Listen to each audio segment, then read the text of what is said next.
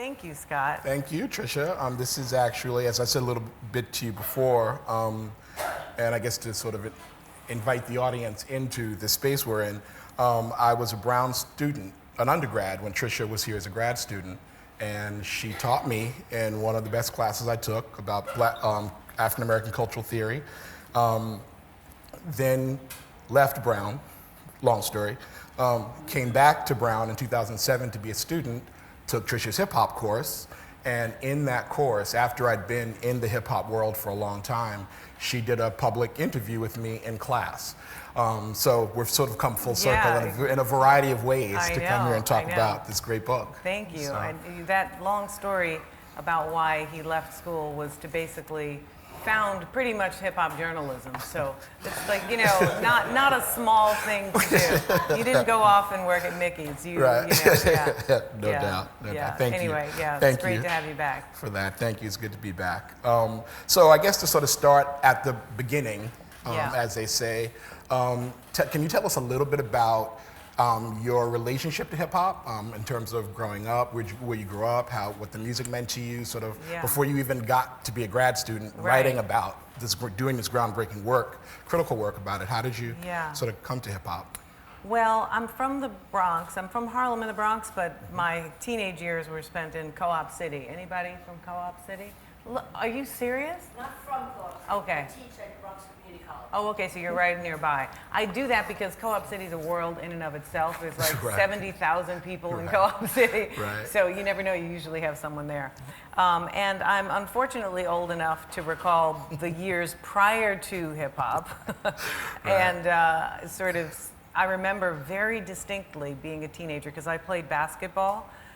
Which for women then was pretty rare, but that put me in a kind of like basketball court culture. Mm-hmm. And what the first thing I remember was people taking double cassette tapes, playing the B-side of like, any sort of disco hit, and rapping over it and recording it on another CD. I mean, another CD. See, I can't even go that far back. Another cassette. It wasn't 8-track because you couldn't record. And make their own records and sort of rhymes and so on. So that's the first recollection. But the biggest thing that got me interested, I actually wrote a paper as an undergrad at Yale, where I did my BA, on hip hop. And the thing that really fascinated me was when I first heard it on the radio, Rapper's Delight. I remember thinking, like, how did this happen? It was the only genre I saw from going neighborhood to radio, and I had no idea how it got in the radio. Like, it was literally a question to me, how did it happen? So that was the very beginning of it, both sort of socially. But, I didn't run around looking for hip-hop parties in the 70s. I mean, my parents were not really big on this be out in the middle of the night type of thing in New York, in the Bronx in the 70s. Right. So I was not a consumer from a teen perspective as much as people often assume. Oh, cool. So you go to Yale, then you come to Brown, grad student, and you do your coursework and you teach and you have to come up with a dissertation project, as they call it. Oh, no. I applied intending to write on hip hop. Oh, so you applied? Oh, I applied and said, and actually Brown should get a lot of real shout outs for this because it was a very weird topic in 1986, literally. And I just said, well, I'm either going to go to law school or I'm going to go to graduate school and write a dissertation on hip hop. And like, nobody was gonna let me in doing that. So I said, if you don't want me, in my application I said, if you don't want me to write on hip hop, don't admit me. Isn't that bold and insane? If I had a student today who was about to be like, don't you dare. It's a very hip-hop move. It was so gangster. I think it's a very it's a gangster I know. move, I wish I could do it now. I'd be like scared to death. I'd be like, no, just let me in. I'll talk you into it later. So Brown American Studies, let me in. And they were like, they did think they were going to talk me out of it, though, I think. Well, probably, no doubt. They thought, how are you going to get a job? There's this thing, actually, my favorite lines, which happened every advising meeting. By the time you finish this, it's going to be gone, and who will know what you're talking about? And, it's such a common idea that hip-hop was going to end. But in any event, so I came in with that intention. So then when you have the intention, you get here, you start working on it. Can you talk a little bit about what your research was like? Because clearly there are ways in which people think about, oh, you're writing about hip hop, oh, you're just gonna listen to some jams for a couple of years, and But what was your sort of process like in terms of developing it as a project? That's a really good question. The 1980s, late 1980s was a really interesting time for the development of cultural studies, which began in Britain with Stuart Hall and Paul Gilroy and Hazel Carby and a number of others, Williamson, Raymond Williams, not Williamson. Right. And there was basically a really interesting moment where we were thinking, there was a legacy of aesthetics, thinking about black culture aesthetically, right. And then the cultural studies approach, which really focuses on how music and culture and art is connected to economic, social struggle, right? That there's no creativity that happens outside of the context of social relationships, of inequality, and that there's a war of position, a kind of struggle over meaning, and a political challenge that popular culture makes. Right. So I was really interested in that piece of the puzzle. So Black Noise is a very cultural studies based text. And so that was going on at the time. The other thing that was a big shout out was Africana here at Brown at the time, which I think was African American studies still. George Houston Bass, who who was an amazing fixture here at Brown, pulled me aside and gave me a CD of toasts, of early prison toasts, and said, you need to really check these early prison toasts because they are the predecessor to the rapping that you think is so unique and original and has never happened before. And it was really helpful to sort of think simultaneously, structurally and economically about deindustrialization and the role of technology, and at the same time, like, what are the art forms that black people were already doing, right, that were going on? I remember when I was taking the Hip Hop in America course with you in 2007, or rather afterward, towards the end of it, an undergrad said to me, actually one of the things I love about this class is it feels sort of like a sociology class. And I was like, that's an actual approach one can take, right, along with the cultural studies, instead of just paying attention to the aesthetics of it. A lot of people teach it, also just whatever the biggest rapper is, a course on Biggie, a course on Tupac, then a course on Jay-Z, and I don't like that approach. It's a vanity project usually. To quote from the introduction to the book, you talk about how this project, quote, demonstrates the struggle between rappers' counter-dominant public speech acts. Say a little bit about that, sort of when thinking about hip hop as working in the space of speech acts in terms of speaking to the larger sort of narrative in American culture around race and around class. It's probably impossible for some of you who are young to realize how marginal it was to speak in public as a young black person and be heard in the 1970s and 80s. There was literally, I know this is obvious, but there was no internet, there was no mass culture that permeated every place you went. And if you wanted to hear about what was going on in society, you turned on the mainstream news, because that's all there really was. And you hoped that somehow somebody black might break through and say something related to your experience, which happened once a year, maybe. And so when you put it, you have to really remember that, because now it would be like, I hear Drake all day on the basketball finals. I don't want to hear about his feelings about the Toronto Raptors. And you can't get away. You really can't really get away from everybody talking, and rappers talk all the time.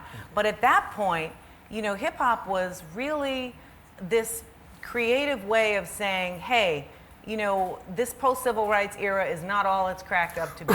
There's a tremendous amount of poverty and suffering and economic hardship and social violence and police brutality, which is also not new at all. And we want to talk about that and have a good time and party and affirm our style and culture and way of being. So that's what those counter-dominant narratives were about.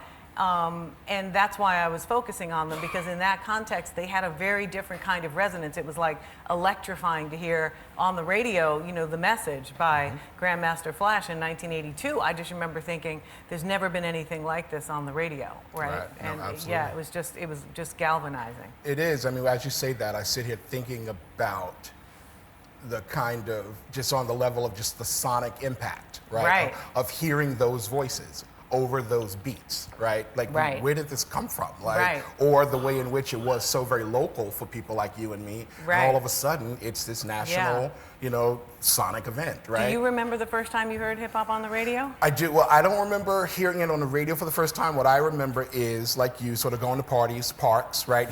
Hearing it on Long Island. And I was in Long Island, so we probably got it slightly, Long Island. slightly Okay, yeah, a after little later. the kids in the Bronx got it, right? And hearing it, hearing freestyles, right? Right. And then Apache came out. Oh. And everyone had That the was 12 the inch, jam. and that Yeah, was that what it was- was for me. Because for me, Yeah. it was the sonic experience of it, but it was also the visual experience of breakdancing. Right. It was so So- much more of an integrated practice. Yeah. Right, and going to parties and actually seeing DJ spin, right? Yeah. And then being able to hear that, like I said, and not just in this local capacity, but in this largely shared, Right. but ultimately national and Right. international Yeah, capacity. yeah. So yeah, Apache is what, in my memory, Yeah. Rabbit's Delight and Apache are the two that stand out for me. Apache. Whew, yeah. That we need to re-release that. Do you ever play old stuff for your students? I torture them because Yeah, no, you have to. I do too, right? I play virtually nothing new because then they get me involved in which Right. latest rapper I Right. like, and I'm not with all this constant use of the N-word. I'm definitely old school about that, and so they, I can't barely play anything in class. You don't even know what the lyrics are about. You have to screech out every Right. possible word. Right. So I do play some old, I usually create playlists on our website for the class, our internal web interface, Right. so that they could hear a wide range of things by theme.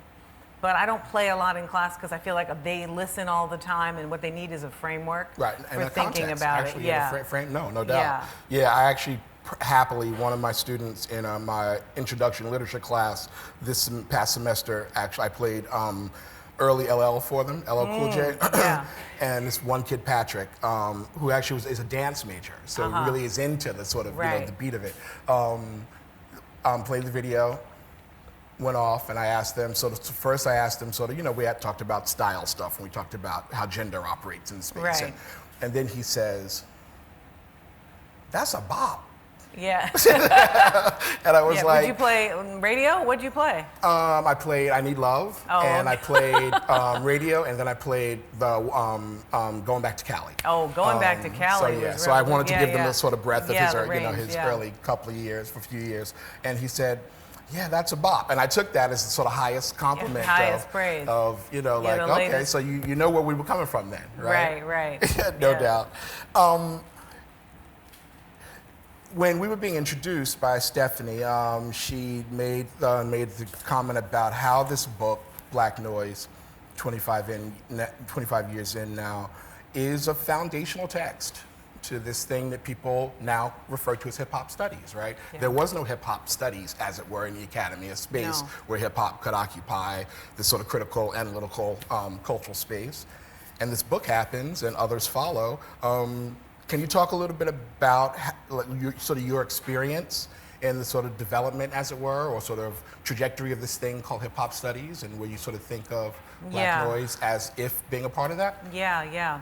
Well, they say be careful what you ask for, and what you do, Right. because you really don't know how it's going to turn out. Right. I saw it as, one very brief opening salvo in what I thought was going to be a cascade of people involved in the conversation, and that I would be, an early person to sort of start a conversation. But I did not expect it to have the lasting legacy that it's had. I definitely, on the one hand, I've been super grateful because, academics would die for people to read their book outside the academy. They would give an arm, So I was very lucky because of the topic. I run into scholars of obscure economic theory. He'll say, "Yeah, I read your book." I'm like, "What?" I'm like, "I don't even know what you do academically." So Right, God bless right. you, and thanks for reading my book. And then there are people outside. So that kind of tradition of having an impact is that piece of the tradition is very important to me, and it's a blessing. On the other hand, it's been a little bit of a trap because you kind of can't get out. People are always asking me to comment on hip hop, and while I certainly am grateful, I'm also a little tired. And so one of the you know, I'm tired for a couple of reasons. So let me be honest. I'm tired partly because it's for 25 years of the same basic questions. I'm like, look, y'all. Now, you know, I've done answered this pretty consistently. Right. And then I wrote a second book called Hip Hop Wars with a clear question-answer format, so you can, you know, basically take my answers. They're the same. They've not changed since 2008, particularly, maybe a little bit. Right. So there's that, right? That kind of, why are you asking me the same thing? But then it's also boxing me in intellectually. You know, it's hard. It took a minute to really push out of that box. But the third thing that's been really interesting is that I'm thrilled that so many people find so much to say about hip hop, and they write lots of different really interesting books about it. But I am surprised that a lot of what I took up in the book really hasn't been pushed forward. That in some ways people still cite this book because there's nothing doing it in the same way. And so I wish there was more cultural studies approach work on hip hop, because I think the market has taken over people's mindset about what matters, right? And that there's the scholarship has also been impacted by a certain kind of celebrity fetish, as opposed to a really deep critical engagement and a challenge to racial politics. I always talk about how one of the ways to value, not value is probably the wrong word, but sort of one of the interesting things about hip hop is how we have to make, those of us who do work in a critical and analytical space, they have to think about hip hop as the sort of site of cultural production that it is, right? Yeah. But also, how does that site of cultural production operate in a larger sort of American context, right? Yeah. As a site of cultural production, particularly around race and particularly around gender. And when I was going back over the book as I was thinking about doing this today, it was interesting to see how these sort of interesting two tracks you're on in the book. So thinking about hip hop not just as the sonic event, as I referred to earlier, but the breakdancing and saying, you know, everything that was sort of happening, but also the sort of really major intervention you make around gender here is wonderful to behold 25 years later. Like I remember experiencing it then, but now, can you talk a little bit about that? Like, sort of, was that was an important part of this intervention for you? Yeah, it was a very important part. So one of the chapters is on Black women MCs and about the nature of how they were politically interjecting. Because part of it's really about thinking through what are the narratives about, what are the sonic narratives about, what are the politics of the culture musically, in terms of sampling and so on, and music production. And then, you know, the politics of things like Public Enemy from Strong Island. You know, then the gender piece was about, you know, what's the nature of how Black women can enter into this space, which there were many more female MCs early hip hop than people realized. That's very true. And they were much more integral to the day-to-day sort of street culture of hip hop. But when it came to the industry, they were very narrowed and contained already. So what we see eventually, which wasn't the case then, right, what we see eventually is the kind of hypersexualization of Black women was really what was trying to be done to them from the beginning. Right. But people like MC Lyte and Queen Latifah were just not having that. They were happy to talk about sex, even Salt and Pepper. They were happy to talk about sex, but not on the terms of hypersexualization and objectification. Right. And they were just an amazing force. But now here's the irony. So the book comes out and, you know, it gets a lot of attention, and I'm super grateful for it. And on panels for, I don't know, 15 years. It seems like I did hip hop panels for 15 years. And there were very few books for that whole time that dealt with the technology, if any, seriously. And there were very few that dealt any with the other politics. But I always got asked only to talk about gender. And so I just started refusing. I'd say, look, there's nobody else to talk about all of this, so here are your other options.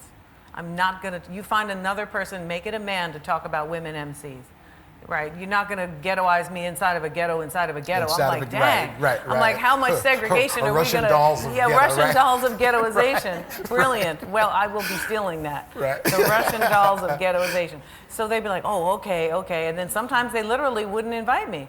They would just work around it. because they had a gender agenda. Speaking of ironies, I mean, Yeah. like, come on, you're already thinking about a kind of erasure, and then ultimately your Yeah. sort of gangster move results in a kind of erasure. Yeah, exactly. Well, I found ways to talk anyway. No, I know you know that. I know you did. I know you did. Can you? I'm actually sort of curious. This is sort of a selfish question, but what is it like for you? And maybe sort of talk about it in a sort of long-term way, sort of dating back to when I was your student, right? Yeah. 20, The 25 first years time ago. around. The first time around. To teach hip hop in 2019. Like, what is it? What is the experience for you to teach I don't want to say about hip hop. I want to say Right. teach hip hop, right? Yeah. Sort of in the sort of sociological approach you Yeah. might take in ways, or to add gender to the mix, or to think about sort of the technology. Like, what is it for you to what is the experience like for you to teach it, to encounter yeah. this generation of students, particularly? But I'm Yeah. curious about sort of along. Yeah, well, that's a really good question. Well, the honest answer is that it's both, a special gift I have to be able to give to students is a certain kind of historical perspective Right. on something that matters to them. But it's also a real challenge because, hip hop has changed a lot. Yeah, well. And it is not the radical resistive force that it once was automatically. Now, there are people and elements that are, but you can't generalize that it's a resistive cultural practice grounded in challenges to race and gender in the Right. same way. It's, highly corporate influenced, and it's, in many cases, I think reasonably could be argued, has adopted a kind of minstrel performance of itself, right? There's a lot of what you see in commercial mainstream hip hop that would have been understood as minstrelsy at any other historical moment. And on top of that, it's very rife with women's empowerment only being sexual and monetary, right? And so this emphasis on money, this emphasis on personal success, ego, and a whole lot of hypersexuality, are pretty much the primary tropes about black so-called dysfunction that have been going on for a long time. And most of its consumers are white. That's the reality. Yeah.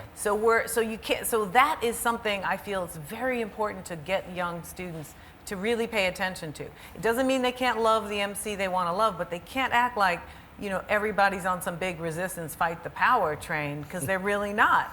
And you can still decide what you think about that and do what you want to do, but you should know it. So to teach that now is feeling like you're taking candy from a baby who, a little bit like, I know you think this is just going to be all about how resistive and fantastic it is, but that would be a lie, and it wouldn't be doing my job. But it's still a hard thing to do. It's a difficult thing to do. I'm from the generation where we were deeply invested in the idea of Yeah, hip hop as a site of exactly. resistance. I was too. And that's very much embedded in my own thinking about hip hop, as a fan, and then as a journalist, and then as a scholar. But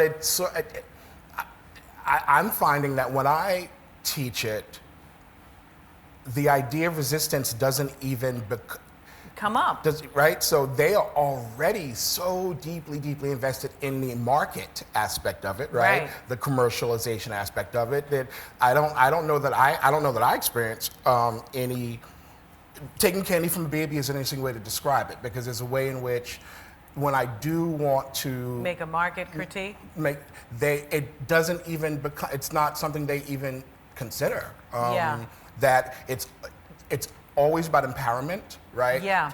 The capital, the market of it is empowerment. Yeah. I got into a whole debate with a student about Cardi B in class, where I introduced Cardi B I sort of gave a trajectory from blaxploitation, sort of thinking Right. about hip hop Yeah. in the 70s, Yeah, right? yeah. But how blaxploitation was also happening, and introduced him to Pam Grier and the women of blaxploitation. And to a student, class of 19, they all said, Cardi is doing it right, that Pam Grier woman was doing it wrong. She was exploiting herself. Cardi's empowering herself. And I thought that was a really interesting distinction they were making. Like, Yeah, well, I'm trying to give you some history to and contextualize this stuff. And this is where the word evidence is productive, right? Oh, so it's a word I use a lot. I'm like, okay. I get it, right. I'm like, okay. Right. Okay. Well, actually, what we did this year in hip hop, got a little out of hand, but we had debates over the N word and the B word. Ah. So when we had debates on the N word, I asked the class to give me, as a group, 4 arguments for why we should use the N word, 4 arguments for why we should not use the N word, and 4 arguments. You said. Okay, right. 4 for each, just the whole, like we took a poll, and then what work using the word was doing, like why was it so important, and I got a little animated at the end. Of course, I had to win the argument. I was going to go to law school. You remember that. So I got a little overexcited. But Right. that said, I learned a lot about what was possible in terms of, arguments for and against. But basically, the argument is that that's where the resistance is. Using the N word, using the B word, and to me, this is a complete collapse of the territory of what constitutes resistance. That doesn't mean there aren't places where we all use the N-word generally, not usually in all kinds of mixed company. So I said to them, because they were all quite clear, like, white people cannot use the N-word. Even the white people were like, no, we can't use the N-word. Right. No. They were all clear on that. We're in the hip hop class. We know the rules around here. Right. But when we got to the B word, I'm like, so hold on a second. Right. Let me just explain. But y'all brothers can use the B word? How'd that happen? Crickets. Right. It was crickets. They were like, well, maybe not. I'm like, well, get busy policing that word because they're the ones who started it. Right. It wasn't black women MCs that came up with calling themselves the B word as Right. resistance. Right. So it was kind of through that I was able to sort of repoliticize the conversation and get them to think about what they were doing, what constitutes resistance and success. Is there a when sort of as a sort of add on to the last question, is there when you think about your research into hip hop and your experience with it and teaching it and across generations, grappling with how these arguments get made and how resistance gets defined, when you think about contemporary popular culture, sort of generally, Yeah. African American, Black, urban popular culture, Yeah. you and I have talked about hip hop as that kind of renegade text, right? Sort of Right. site of renegade behavior that it Yeah. historically had been sort of mapped onto it. Where do you see that happening now? Well, Do you see that happening now? Actually, I don't, well, I'll be honest with you. I'm not looking for the latest youth cultural practice. First of all, I do think you've got to be in that generation. Right, I I agree. mean, first of all, I'm not up late enough I'm not out and up late enough to Right. find, because that's where it's going to happen. Right. Although it's also going to happen on the internet now. Which Kind we all of have access removed. to, We all right? do, yes, but Right. we're all tracked like mice in the Right. internet. We think we're free to roam around, but we're basically in a maze determined by previous choices we just made on the internet. Absolutely, yeah, that's but, real. Right. But I think how I answer that question is to ask when I talk to young people who are deep into hip hop, I say, well, if you were going to write Black Noise today, it would have to be about something else because this doesn't exist anymore. Right. That's a moment in time that there has to be a new version of it, but people have to be able to sort of embrace it, which means they have to see hip hop as mainstream in order to let it go enough to create the space for the birth of something profoundly new and different. Right. And that is sort of the trap I think people are in, that they still think hip hop is what it was, so they don't think they need a new hip hop or some alternative. Right. But I keep telling them, and eventually, Snoop Dogg did what I was laughing about. I said, they're going to be in geriatric, hospices. It's just around the corner. Do you want to be like the old guy who loves some old school hip hop, which you think is brand new right now? And they're like, that's never going to happen. I'm like, yeah, it's going to happen. And then remember, he did the video of like old school, Right. Hospice hip hop. But sort of letting it go and letting something new come up has to happen. I don't know where and how that's going to happen. Everything feels like it's kind of an iteration of hip hop, a derivative. Grime in UK and Right. All these other forms. Reggaeton feels very similar. So I'm looking forward to that, but I don't think I'm gonna be the one to find it. No, Yeah. I feel you. You and I can watch from the sidelines Yeah, as I'll it be gets happy to watch from there. But on the good side, there is something to be said for that you can cite these genres and definitely see that link to hip hop. Yeah. Right? See its origins or its influence in this Yeah. thing called rap music, this thing Yeah. called hip hop that Yep. we do love so much. Yeah, right? that's true. That's true. No doubt. There's to that point, or to the point you made a little while ago, there's something else you say in the book. You say, you close your introduction with this. Trying to speak across different audiences has its pitfalls. And I guess on some level you're talking about the voice you use in the book and the approach you take and how you communicate, right? Yeah. And at some point in the conversation, each of us feels a bit out of place. Yeah. Unfamiliar with new references. Rappers probably know this better than anyone. Their combination of ever-changing black urban slang with musical, television, film, cartoon, gang culture, karate, and multi-genre musical references can't possibly guarantee a posse of listeners with maximum competency in every case, right? And I was struck by reading that conclusion there because I find that I'm still fascinated by the voice we use, right, to do the kind of work we do, right? Yeah. And this is 25 years old, but you still produce research, you still write. How has your voice changed? Like when you think about, Tricia, the researcher, writer, scholar, academic, person who does analysis. I'm curious because we talk about how rappers' voices change or don't, right? And you put yourself in conversation with rappers in some ways with this book, with the larger conversation. How has your voice changed? I'm curious. Well, that's a great question. My voice has changed a lot. I mean, well, there's a couple things. Let me just say a couple things just technically. One, this was my dissertation, and then I revised it relatively quickly because I was not trying to listen to another 5 years of hip hop to figure out how to change my argument because it was changing, like it was too fast. It's one thing if you work on the classics. It's pretty much a fixed field, at least in terms of original objects. So I worked really quickly and just to be done. So it was a coherent sort of argument. But it was an academic argument. It's extremely academic. It's not easy to read. Even I look back and I'm like, I didn't really need that word.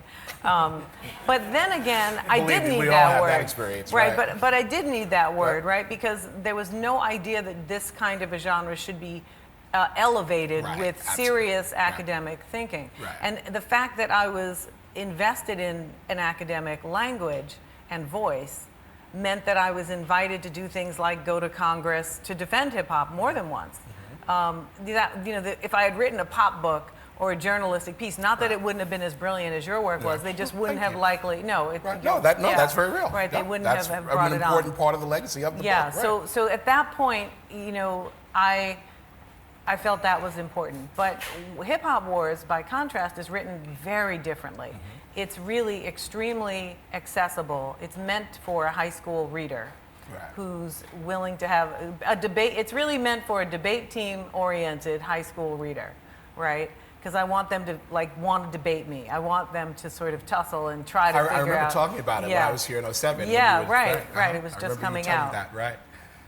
And I think what really happened to me is that even though there's a ton of success for that book, I felt like it was inaccessible to a lot of people who I wanted to read it. Not rappers so much, which is funny. I figure, if they're interested in it, sure. I mean, Chuck D's read it, and stuff like that.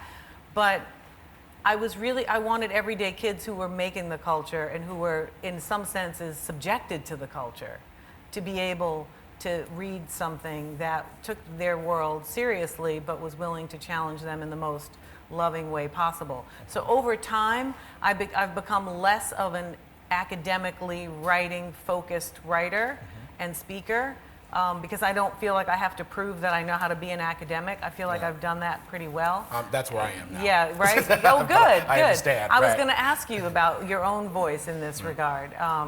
But yeah, so that's what happened to the voice. And I guess the other thing is, Black Noise took a lot of guts. It took a lot of guts because really, 0.3% of the PhDs are Black women. 0.3%. And 85% of those are in education. They're in one field. They're not spread out across. So I take an Ivy League PhD, write a hip hop dissertation, right? Which means now I got to get a job. I got to get letters from a committee that was, ambivalent.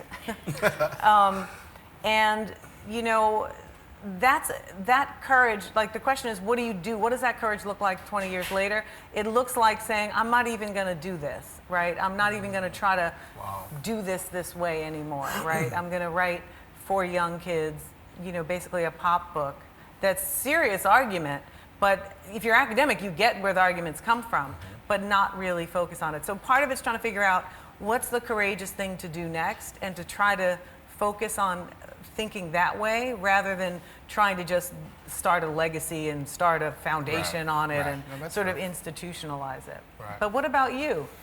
Yeah, well, I'm in a sort of interesting place, partly because I went from being a journalist and, essayist to, getting a Ph.D., right? And you went the other route. I went the other route. I went the other way around. And I spent a lot of time in grad school being nervous that I would be sort of regarded as a kind of dilettante, right? Sort of this guy who, he has some writing ability. Like, what makes him think he can come into this world and sort of do this kind of academic scholarly work? So for me, a big part of the battle writing my dissertation was voice. And do I sound, not sort of, the word I had in my mind for a long time was stentorian. Right? Yeah. Skip Gates was my advisor, right? So there was a kind of performance that was being drilled into me, that was being asked of me. Now that I'm turning the dissertation into a book, I'm sort of excited that I can write about the ideas I want to write about race and about gender and about sexuality and popular culture and literature. But I want to write it as Scott, who has a writing ability sort of owned from being a journalist, where voice was so important, right? Personal voice was so important, but can still be rigorous and can still, do the work, as they say.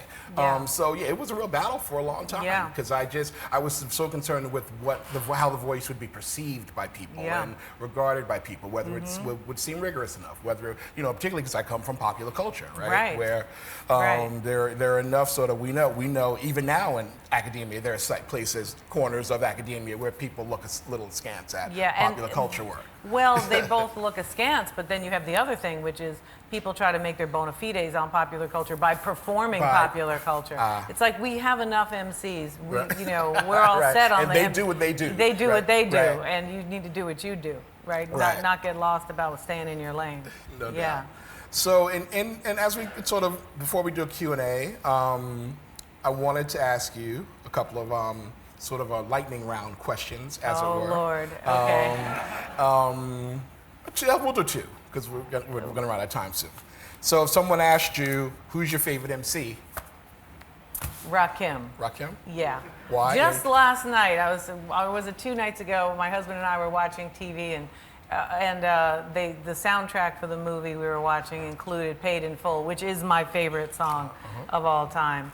And I was like, this is still my favorite song. So good thing I had that happen because, I often forget. Because I also, Lupe Fiasco, I think, is really talented. Akua Naru, who's this amazing black woman who you'll meet when you come to the center next year, is an African American, but who's been largely traveling the world as an MC and not being in the U.S. So she's like really untainted by what's happened to U.S. hip hop. She's amazing. It's just like she came out of a bubble, Right.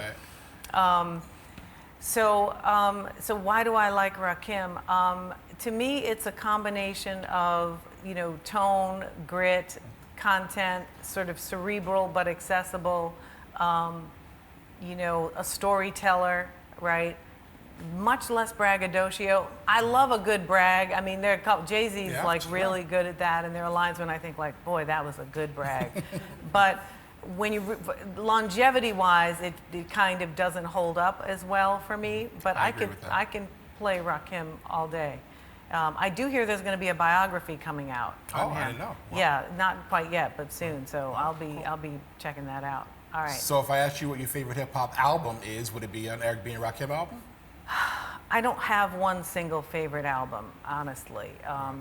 No, it wouldn't be that album. Although, Eric B is president, that's another good cut on there. But no, I don't have a favorite album. I'm terrible at this. This whole who's your top 5 is like I don't know who invented this in hip hop, but every time I come up, it's like I'm all dead. I'm like, I didn't say so and so. Right. So I don't really do that. My students asked me who my top 5 was, and You probably are ready. There was, well, it's a conversation I tend to have a lot. Yeah. And not one of the artists on my top 5 came out after 2000. Wow. Well, see, there's Tribe they Called didn't- Quest, which is amazing. No, right? I'm in my top 5. Yeah, definitely they'd be in my top But a lot 5. of my students weren't. I had to play some Tribe And Low for End them. Theory would probably be one of my favorite see? albums. So we got you two, Yeah, okay. see, it takes a minute. Right. It takes a minute. Diggable Planets would be, they were just amazing. The jazz turn in hip hop was really fantastic. Very much so. You know. Very much so. Yeah, no, that was actually around the time when I was starting my career. Around Yeah. that moment, that De La Soul, Diggable Planets, Yeah. Tribe moment, Right, Jungle Native Brothers. Tongues moment. Right. And it one of the reasons I think that is because it was a part of the genre that really spoke to my experience in a way that other sort of hip hop narratives didn't. Right, And yeah. it sort of made someone, a sort of suburban kid like me from Long Island, Ivy League kid, Right. feel, even more part of the hip hop in terms of the way in which blackness and Right. gets performed and black masculinity gets performed. Yeah, and it opened it regarded, up. and It opened it up in It a was lot the of ways. beginning of opening it up. Yeah, No- definitely. yeah, no doubt. Well, thank you for this, Tricia Thank you, Rose. Scott. This was great. If you haven't read Black Noise, people, get your copy. Yeah. This is the third copy of Black Noise I've bought in my lifetime. The first one you don't even want to see. It's falling apart because it's been underlined and dog-eared, and so I went and got a new one. Excellent. So. I'm glad you're still buying the book. Really No terrific. doubt. Yeah. You know how many writers wish their book was still in print 25 honey, years hush, later? I know. Not even just academics, just Yeah, regular just- writers, good point. pop writers. Can you keep publishing my book, please? Yeah, that's true. That's but true. thank you for this. Thank you, and Scott. thank you all for coming. Do we have any questions from the audience? Yeah.